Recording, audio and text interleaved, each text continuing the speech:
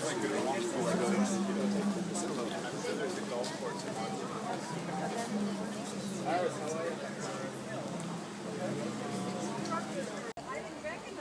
guys. Welcome to Bollywood to Hollywood, and to our audience. What's your name? Terry. I'm Terry. Terry. No, I'm Mo. Okay. Terry and Mo. Mo. You're Rao. You sound like a Indian. Yeah, we do. Really? Two Stooges. And you are a writer? I'm the actor. And you are the...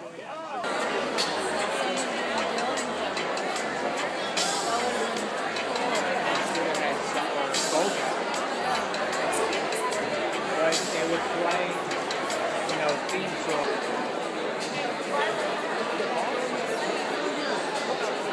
They got probably is cocktails. You got this guy, you can't talk to him. I'm not sure. Don't tell me.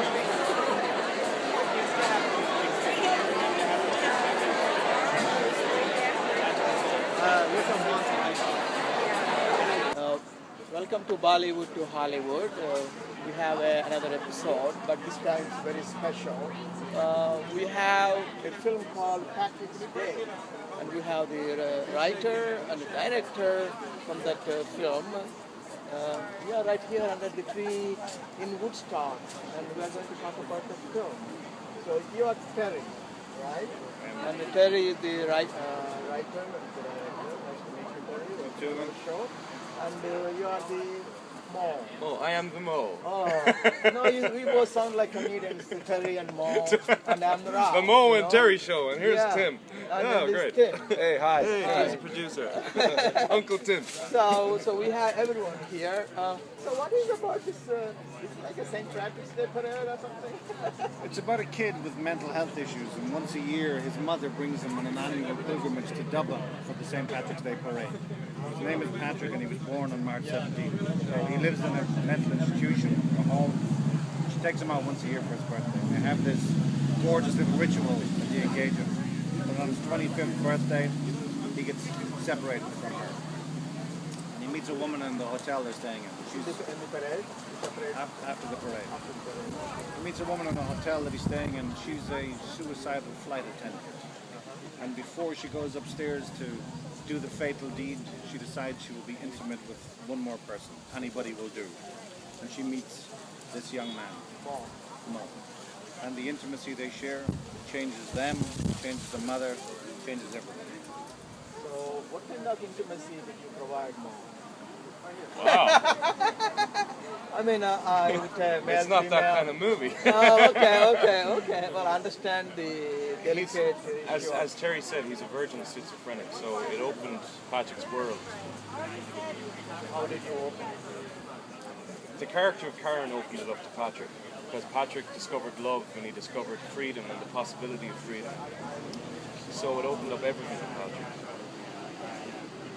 So what needs to be done? I mean, the issue of mental health is a big issue. I mean, it's at least been recognized medically in the West. And it's much more complicated in the East because of certain psychological and cultural issues.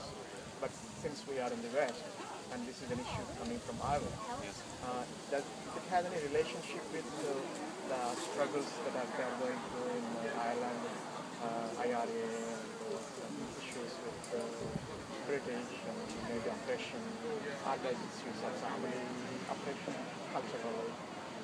I would think probably are more liberated, I mean more industrialized than the feudal economies or countries. So I would think, but you know, even in America, maybe in the early 60s and 50s, I lived in Georgia, and they were arranging marriages. So I don't know how it is in Ireland. I never been to Ireland, but I've been to St. Patrick's Day parade, and I enjoy that parties. But there is some kind of social, cultural institutional operation on the people, so they can't express their mental problems. Well, I think that's what Terry is trying to get across in this movie.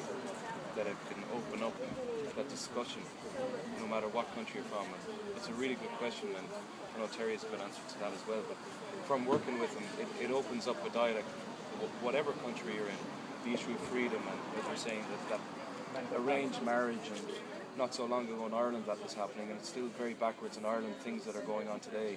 So I became aware of certain things while making the movie, you know, but we want to open up a conversation about mental health, and no matter what country you're in. So is it only about children, or is it also about the people that have grown From top down. Top down? From top down. So why did you, when you wrote, why did you pick the child and St. Patrick's Day? Well, it's interesting. I just read an article from Dr. Garrett O'Connor, and it's an article about malignant shame in Irish culture. That's the phrase he uses. And that malignant shame has manifested in everything we do, in terms of willingly allowing ourselves to be oppressed, in terms of simple Stockholm syndrome, in terms of the notion that the most effective form of abuse is when the abuser doesn't have to be around for the abused to continue abusing themselves. So that manifests in so-called normal people, and when it manifests even more extreme in someone with mental health issues, we oppress them even further. So the idea of Patrick's Day as an institution that is a celebration of everything that's wonderful about Ireland, in actuality it could be a cartoonish repression of everything that is disturbing about Ireland. So to have Patrick be born on Patrick's Day and to have Patrick manifest as a character on that day is an indication of the nature of the Irish psyche and the nature of an individual, a young individual who's coming to terms for the first time with the nature of independence, the notion of independence, the notion of the right to intimacy, the notion of reaching out for something that he's unaccustomed to, something that is better than the oppressed realm he's in. So as a metaphor for the country, it's very evident, but as a simple exploration of a real human being, it equally works on that level. Well, and I'm thinking St. Patrick's Day, it means a sacred day for Catholics. And Catholicism, as you now read the newspapers today, how the Pope and others view the world, and they're trying to do whatever they want to do, peaceful Catholicism is life. So it's now the Orthodox religions. So are you probably focusing on it because the world orthodoxy of Catholicism need to be reformed also, so as to accommodate the interests of these new issues, oppressed issues like mental health? Is that one of the reasons why you picked it? Well, again, there are many elements of the Catholic Church that are really good. There are many people immersed in the Catholic Church who are incredibly good people.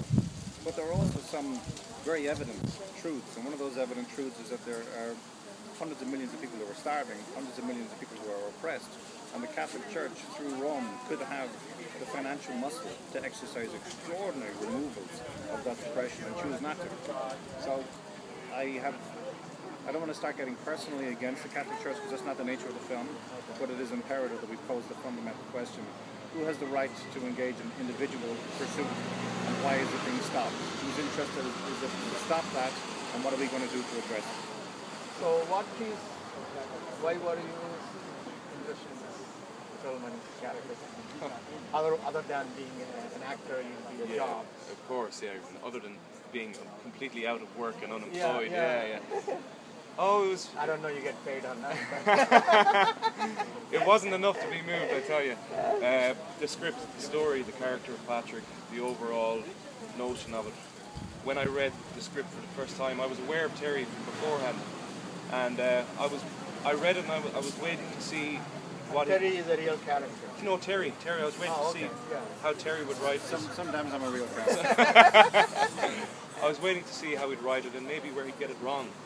Because sometimes with the movies with the issue of mental health, it's stereotyped and stereotypically done, and it's not done well. And I read it from start to finish, and when I got to the end, I just said, "Thank you. Someone gets it. No matter who gets to play the part of Patrick, he got it, and he gets it."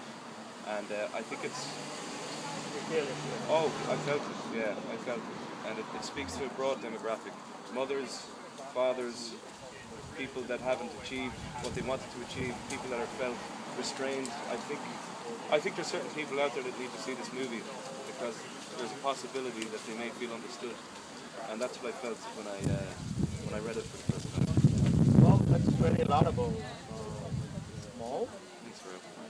Terry. Thanks, man. Well, thanks. And Thank you. again, for our audience. Thank you. Well, y'all should go and see this movie. Where can they see this movie?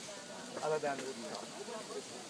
If you go to patricksday.ie, patricksday.ie. IE means Ireland. Huh? Oh yes, the Details on Oh the yeah, card. so that Bottom of the card. okay, here it is. It is on this card. Let me read it and then read it in context with the former. Well, there is also information info.ignitionfilm.com. www.patricksday.I like in India, E like in elephant. Patrick's Day, I. There we go. Thanks, guys. thanks, man. Thanks, Rob. Pleasure. Pleasure. Thank you very much. Yeah. Take care. See you. Magic of movies and theater. I'm really excited, and I'm excited not... The reason I'm excited is because there's so many amazing filmmakers here, and each and every one of them has made an incredible piece of work, which is why they're here tonight and why they were here in the Woodstock Film Festival. And some of them will walk away with a statue, and some of them will not. But as far as I'm concerned, they've already winners, and I know it's kind of a cliche thing to say because an award is an award, and when you don't win it, you don't win it. But honestly, each and every film here is really, really great. The finalists are Pierre Mignot for Awad, Patrick's Day by Michael Lavelle, and Wildlife by Hilary Spearman.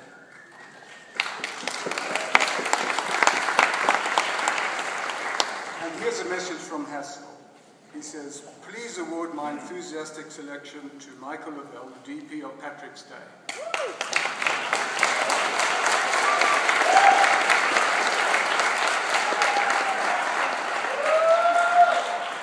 This award is based on what I consider true cinematography, not just on the traditional photographic dexterity. He has that.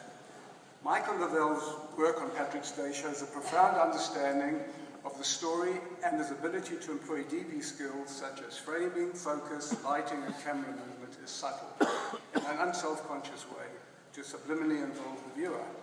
One of many examples is the transition from the viewer to the POV of the psychologically troubled main character, contrasted to what we consider the same. This is not unlike the cuckoo's nest question, who belongs in society's booby hats. I give this award enthusiastically to an exceptionally talented filmmaker, Michael Lavelle, and I have to say I agree with him. It's very good.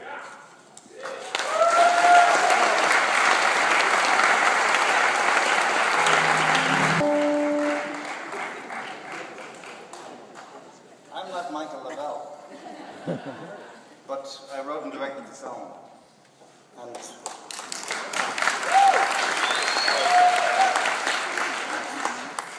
we watched 3 movies before we made this film, and we sat down and analyzed 3 films. And the first one was The Graduate, to understand form and structure and content within a frame.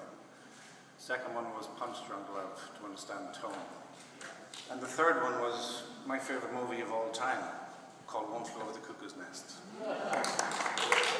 So to have Haskell Wexler speak the way he spoke is the stuff of childhood fantasy come true.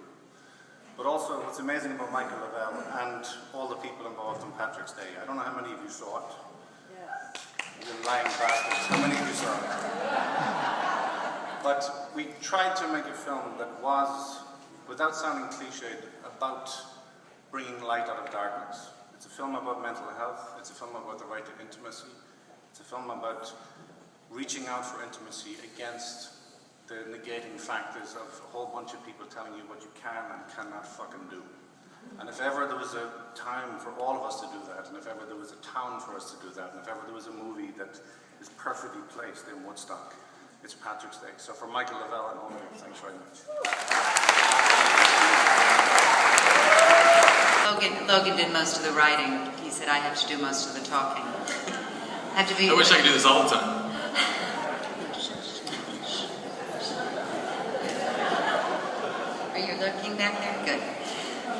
The winner for the award of the Best Feature Narrative will receive $5,000 cash prize from award sponsor Gigantic Pictures.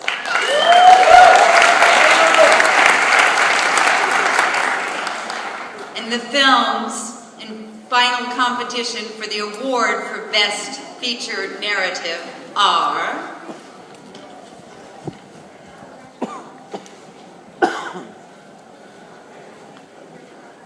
Arwad, directed by Samir Najari and Dominic Tila.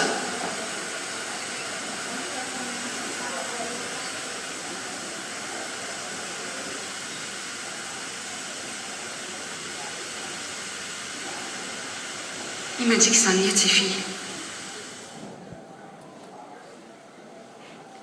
Listening, directed by Khalil Sullins.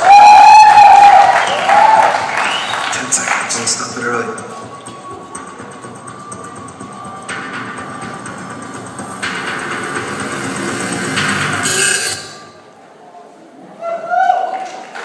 Patrick's Day, directed by you-know-who, Terry McDonald. Are you Karen? What the fuck can I do for you? Mom! What are you smiling at? I love her.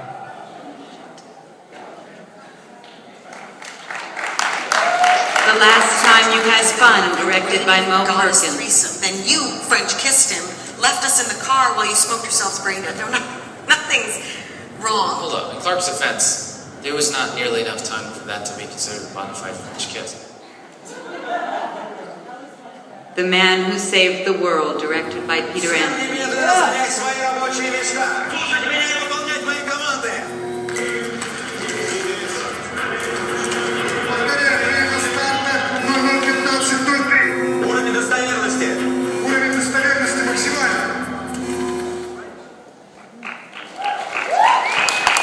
The Red Robin, directed by Michael C. Welshler. Sleeves were drilled into his cranium. Electrodes were slid into place where they grazed the gelatinous area. Brain tissue. White Rabbit, directed by Tim McCann. Shoot the animal and kill it. That's what the rifle is for. Kill it. Stop being a pussy and pull the goddamn trigger.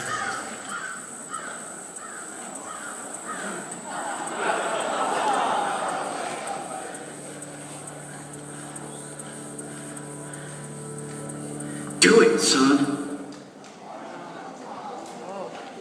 Wildlife, directed by Frank Paul Green.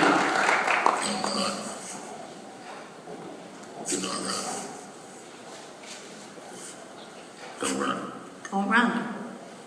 Got it.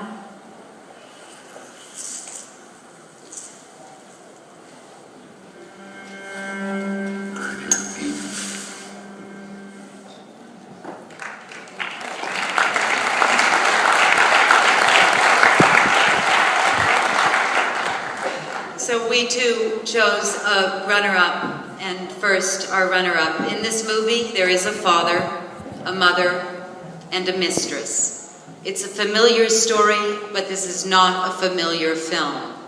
Told with sophisticated subtlety and respect, it is an uncommonly mature movie that takes all three characters, their passions, and their regrets seriously. A delicate film, it places its trust in small moments to dramatize complex consequences. We're very happy to present the runner-up award for feature narrative to Arwad, directed by Samir Najari and Dominic Tila.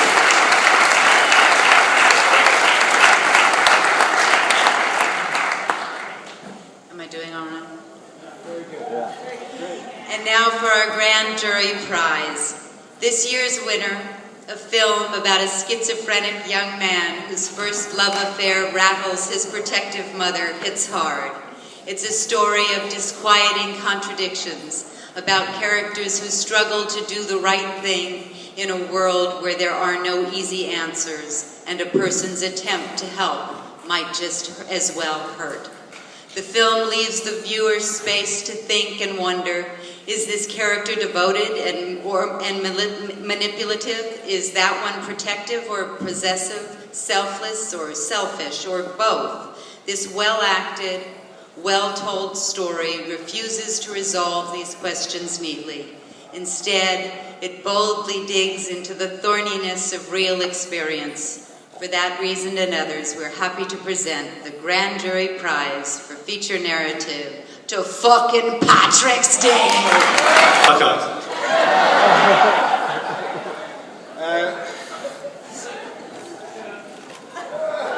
First thing is that the $5,000 prize, can we have that in cash because we're fucking broke? We can get home. Second thing is, I asked my mother to be in this movie, but she was dead.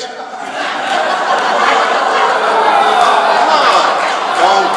She was always a selfish bitch. It doesn't matter.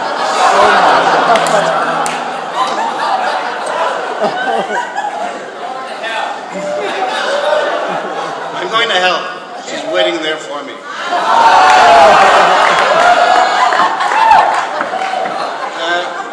couple of small things. Again, to be in the company the people we're in, to be in the room with the people we're in the context we're in the time we're in, when there's a whole bunch of people who are trying to do fucking terrible things to us. It's amazing to be among people. Again, I don't want to embarrass people pointing them out, but I remember seeing the movie Leon. And anybody who remembers the movie Leon, seeing this young star called Natalie Portman make your hair stand on the back of your neck and your conscience question multiple things, especially in the director's cut. You're watching stuff where you go, the courage of these artists, the courage of these people, the courage of Darren Aronofsky, the courage. Is Jennifer Connelly here? Or was that just a bullshit scam they pulled? Is she here? She is. Hello, Jennifer Connelly. I did a really dodgy Roger Corman movie with your husband. He was fucking beautiful, but the movie was god-awful. But this kind of movie and these kind of films and these kind of contexts, we're broke beyond measure. I got a bank trying to repossess my home. That's not a cheap line. That's literally the truth. We're releasing this movie in Ireland at the same week that I'm in court to have scum step in and repossess our home. The courage of movies is that still, despite all the bullshit, we sit in a room in darkness and believe that magic is possible. And to be among you people in this context at this time is not just a fucking honor, but an inspiration. And I want to introduce you to Tim Palmer and Mo Dunford, our producer and director.